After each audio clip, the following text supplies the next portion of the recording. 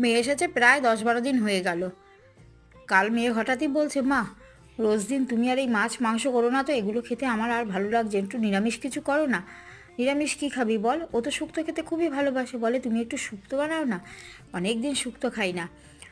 তা হাজব্যান্ডকে বললাম, কী গো বাজারে যখন যাবে তাহলে আমার জন্য একটু দুধ কিনে নিয়ে এসো তো 1 প্যাকেট। আমার বলছে দুধ দিয়ে কী করবো? আমি কী করবো সেটা তো দেখা যাবে, তুমি তো আগে নিয়ে এসো। তা হাজব্যান্ড তো দুধ কিনে নিয়ে এসেছে, দুধ দিয়ে যখন শুক্তো বানিয়েছি, হাজব্যান্ড তো দুধের জিনিস খেতেই চায় না। দুধ দুধ যদি সবজিতে দিই তাহলে তো হাজব্যান্ড খাবেই না। তা হাজব্যান্ডকে যখন শুক্তোটি রান্না করে খেতে দিলাম, খেয়ে তো বলছে, বাহ শুক্তোটা তো খুব ভালো হয়েছে, কিভাবে করলে গো? আর এই সাদাটা কী করে হলো? বললো, আর সাদা, এ তো নারকেলের দুধ দিয়েছি গো। নারকেলের দুধ দিয়ে করেছো?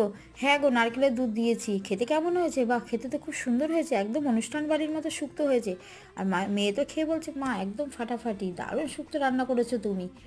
রেসিপিটা বন্ধুরা তোমাদের কেমন লাগলো? ভালো লাগলে লাইক কমেন্ট